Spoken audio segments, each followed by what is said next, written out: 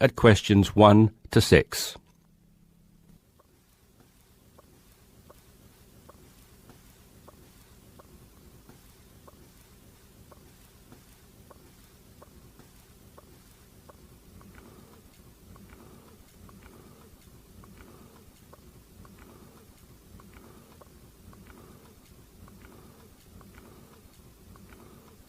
You should answer the questions as you listen because you will not hear the recording a second time.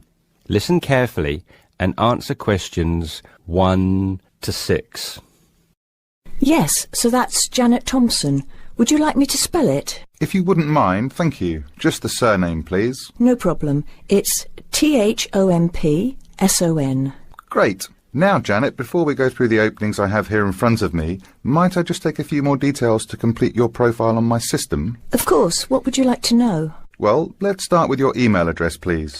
OK, janthompson@hort.net. I see. Is that Jan as in Jan? No, that wasn't available. I had to make do with Jann.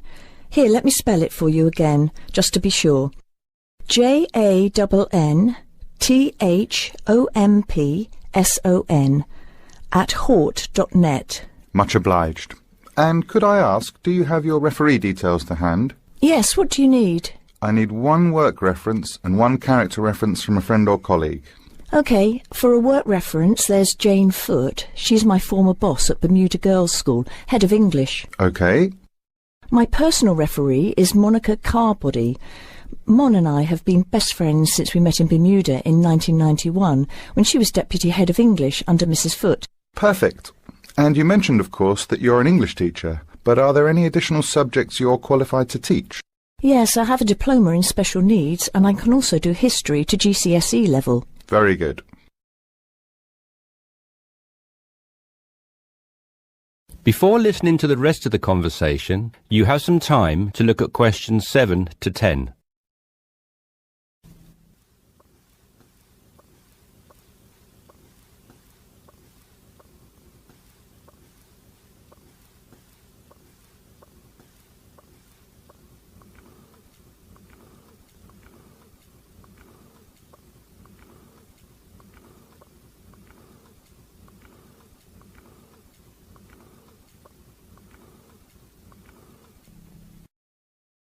Now listen and answer questions 7 to 10.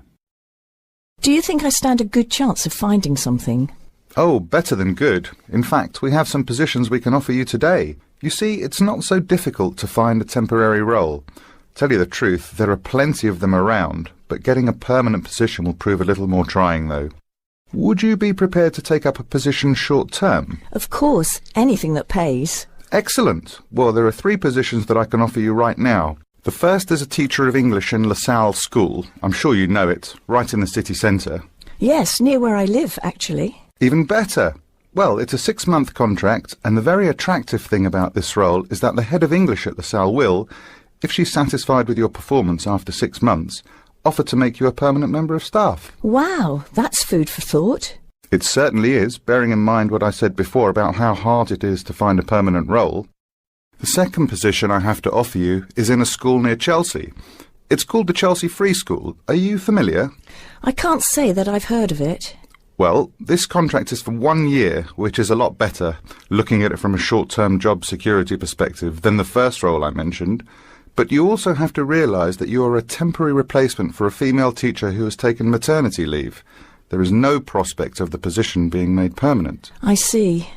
I have one other vacancy at the minute, though I doubt you'll find it quite so appealing. It's situated in rural Cambridgeshire.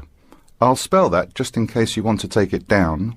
CAMBRIDGESHIRE. And the school simply goes by the name Cambridge, though it's not in any way related to the other more well-known establishment of the same name. I was just going to ask that. What a lovely location, though, eh? Yes, but there's a catch. It's only a 6-week contract to cover for someone on extended sick leave. I see. Well, I guess that's ruled out then.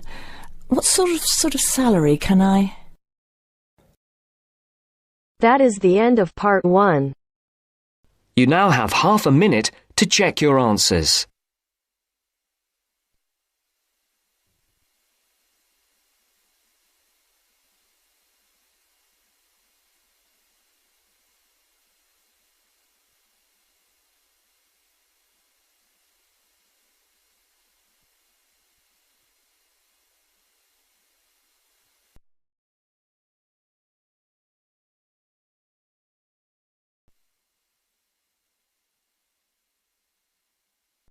Now turns to part 2.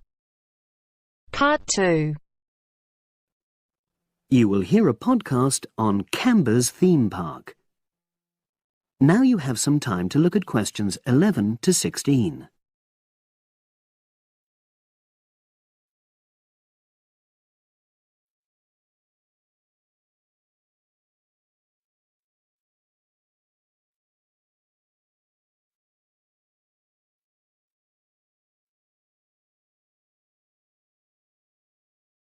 Now listen and answer questions 11 to 16. Welcome to Canberra's Park podcast. In the next few minutes, I'll tell you a little about the park and the amazing things we have to offer. We like to think that Canberra's offers more than other theme parks. Like them, we have a variety of exciting rides for people of all ages, but Canberra's also places strong emphasis on the educational experience for its visitors. Not boring facts, but lots of interactive exhibits. Although it's mainly an outdoor experience, we do have some indoor activities if the weather gets too dreadful. The park's got a lovely, well-established feel, set in 80 acres of beautiful countryside, about 3 miles south of the tourist resort of Dulchester. The park was set up in 1997 by the Canberra family, but then taken over by new owners in 2004, who have maintained the original vision of the Canberras. It has lots of old trees, hundreds of flower beds, and a gorgeous lake. Canberra's has over 45 different rides, exhibits, and arcades. All but one of these is free once you've paid your entrance fee. We charge a small fee for our newest ride to reduce the length of the queues. You don't pay anything for parking. A family ticket for a family of 4 works out at about £8 per person, which is amazing value. Full details of current prices are shown on our website, along with full details of rides, etc., and directions for getting to us. We also have a number of special offers. For example, if you live locally, why not join our Adventurers Club, which entitles you to 50% off ticket prices all year round, and a special lane for all rides and exhibits, which means you don't have to wait to get into any part of the park. See the Offers tab on the website. We've recently added a number of new exhibits to the park, and we're particularly proud of our Future Farm Zone, which houses over 20 different species of animals, from chipmunks to dairy cows. The emphasis is on getting near to the animals. All of them can be petted, and you can buy food for feeding the animals. Many of our younger visitors say that this is the high point of their visit. And speaking of food, don't let the animals have all the fun. We have a total of 7 different catering outlets on the site. We're open 10 to 5:30 all year round, and cold drinks and snacks can be bought at any time during opening hours. And hot food is available most of the day in the Hungry Horse Cafe from 11 until 5, just half an hour before closing time. Now you have some time to look at questions 17 to 20.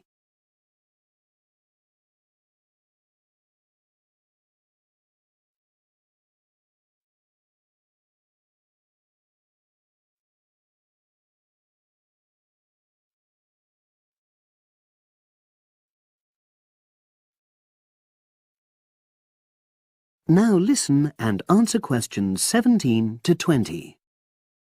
Now we want all our visitors to have an exciting time when they come to the park, but our first priority must be safety.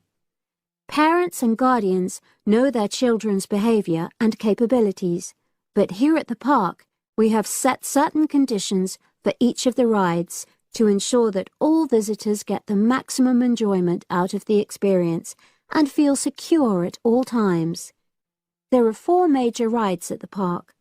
Our newest ride is the River Adventure, which is designed to reproduce the experience of whitewater rafting.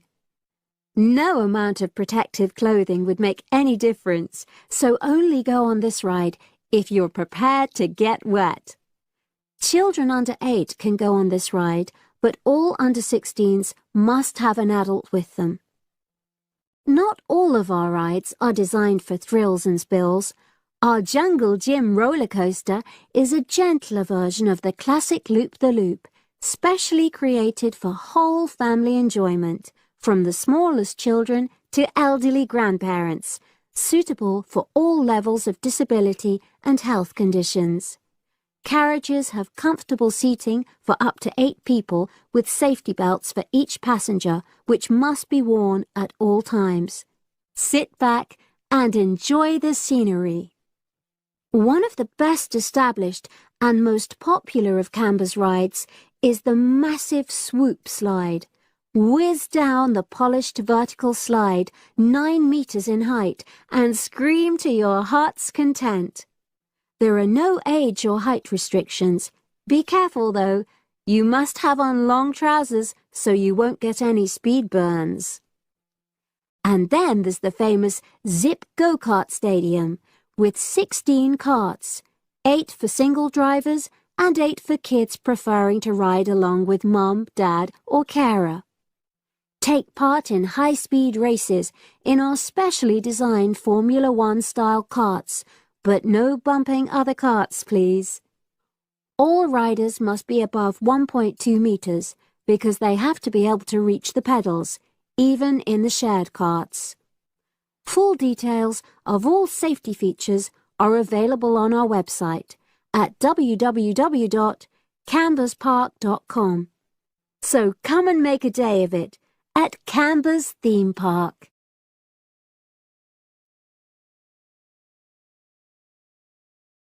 That is the end of part 2. You now have half a minute to check your answers.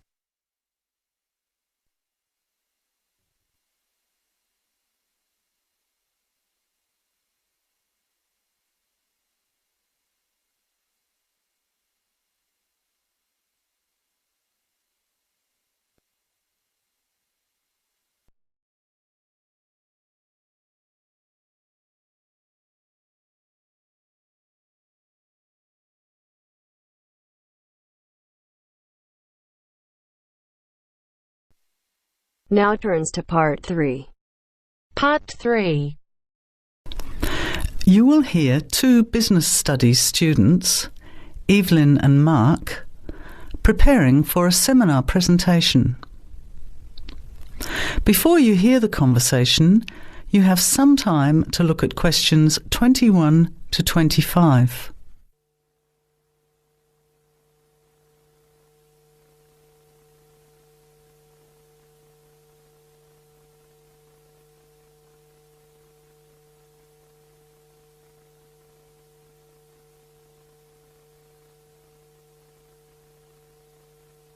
Well, I think the marketing of food would be a good topic. I read a very interesting article the other day about the Canadian food market. I suppose everybody's interested in food, even if it's trying not to eat. Why Canada? I know that's where you come from, but isn't it just all North America, really? No, that's why I thought this article was interesting. Although lots of US companies are well established in Canada, and vice versa, there are still subtle differences between the two markets. It says here, the Canadian market is definitely not a northern clone of the US. I like that. And it says that if you understand these differences, it can have a big impact on successful food marketing. So I know that Canada has a big French-speaking population in Quebec. Is this what they're referring to? Not only French and English speakers, there are many different ethnic groups in Canada. It's really quite multicultural. For example, Toronto has large Asian and Italian populations, and Vancouver's got a large Asian population too. And because Canada's population is small, these groups make quite an impact, introducing new styles of cooking. So you can see lots of unfamiliar vegetables and things in the markets, and new restaurants are opening every day. It's great if you love trying out new foods, as many people do. Which kinds of food are becoming popular? Well, some Asian food, I'd say, has been popular for quite a while, like Chinese. But now, Southeast Asian restaurants are becoming very fashionable. Then there's Mediterranean, of course, such as Greek, Italian, and so on.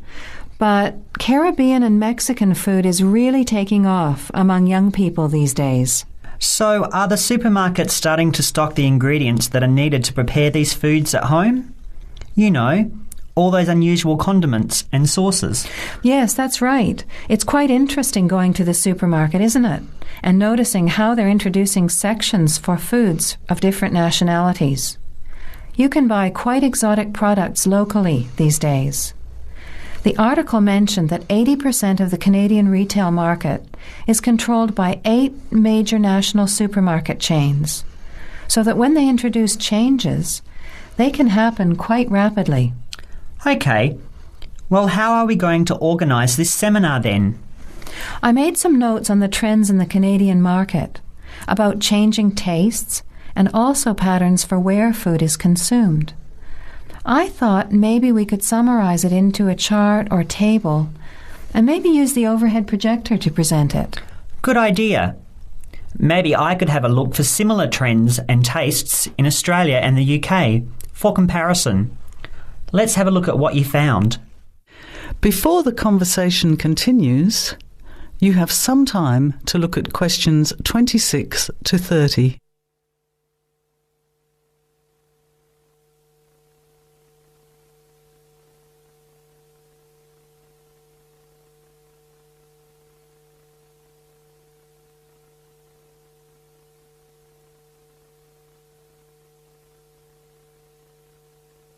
Now, as the conversation continues, answer questions 26 to 30.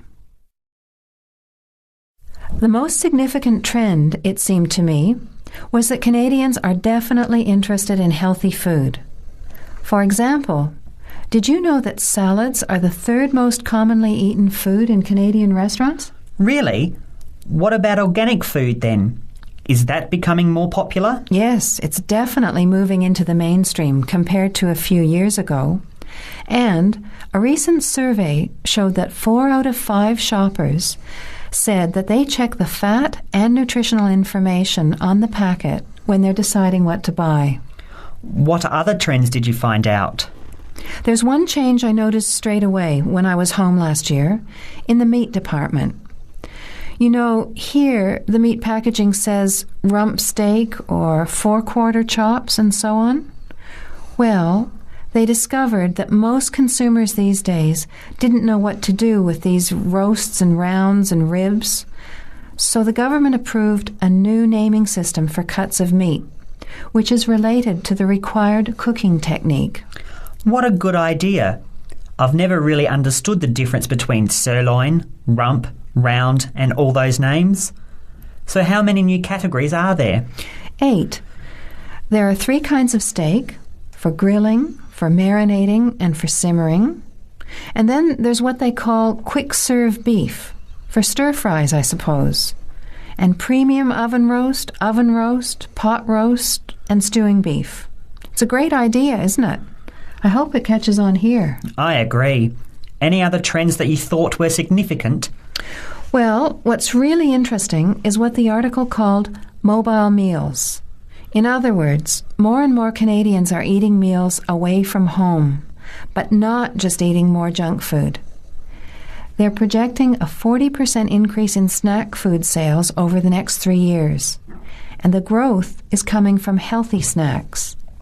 You know, the ones that have less cholesterol and fat, such as muesli bars, health food bars, and those types of products. Apparently, in the food marketing jargon, they're called nutritious portable foods, which means healthy snacks. The other major trend is that young people are doing more of the food shopping these days, so marketing has to be aimed more at them, as well as more conventionally at the mother. Thanks, Evelyn. I think we'll have an interesting discussion about these trends and the comparisons with other English-speaking countries. I'll see if I can get some information about them to compare with yours, and meet you on Friday to put it together. See you then. Bye. That is the end of part 3. You now have half a minute to check your answers.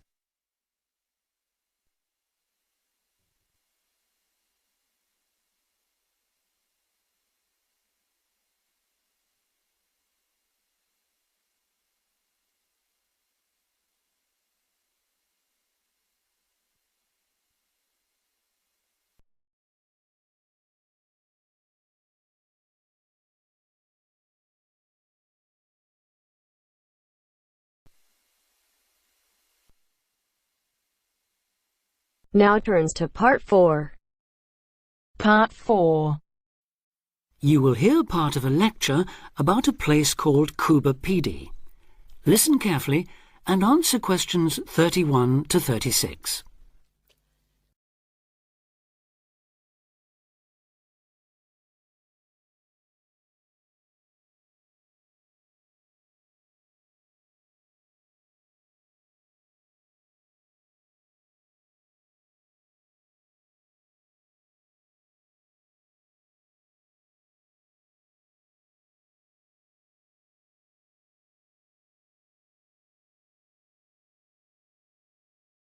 Listen carefully and answer questions 31 to 36. Good afternoon. Today, we're continuing this series of talks on the development of the Australian outback with a look at Cuba Pedy, the desert town of opal mines and underground living, which lies 860 kilometres north of Adelaide and 690 south of Alice Springs. The inaccessibility, harsh climate and almost total lack of water made it a highly unlikely place for human habitation. But that all started to change in 1915 with the discovery there of opals, the precious stones which seem to change colour according to their surroundings. Settlements were established following the First World War, when soldiers returning from the trenches of France brought with them the techniques of living below ground in dugouts. The Depression of the 1920s and 30s led to many prospectors leaving, but the town boomed again in the late 1940s when shallow new opal fields were discovered, and immigrants from Europe arrived in large numbers after the Second World War. It must be remembered, though, just how hostile conditions were. Daytime summer temperatures reached well over 50 degrees centigrade, winter nights were bitterly cold, and dense dust storms regularly blanketed the town. To cope with this, more and more people began living in disused mines and purpose-built subterranean houses, where the temperature remains at a comfortable 25 degrees all year round, so that eventually around 70% of the town's inhabitants had made their homes beneath the surface. This led to the construction of hotels and even churches below ground, as well as an entire underground shopping centre, the only one in the world.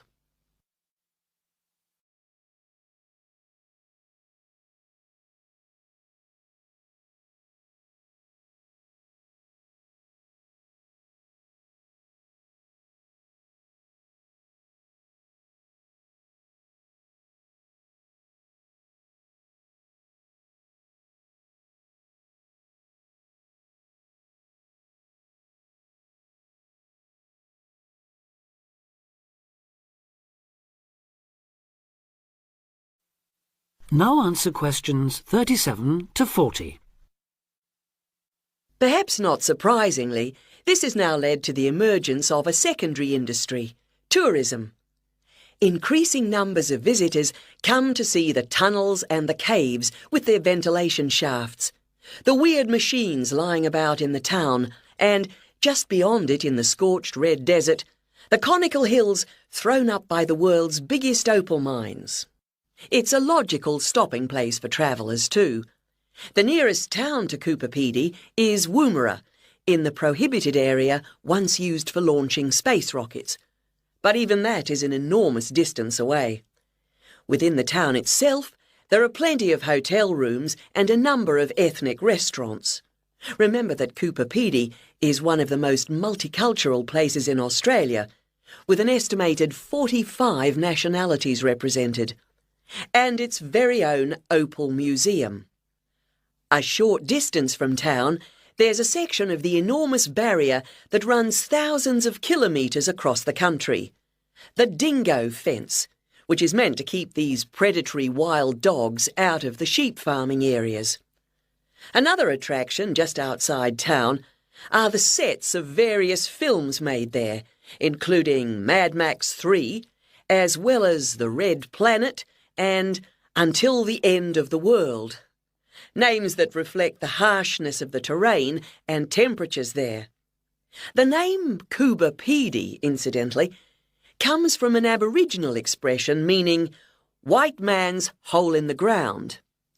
Next, I'd like to go on to talk about Broken Hill, another mining town, but one that...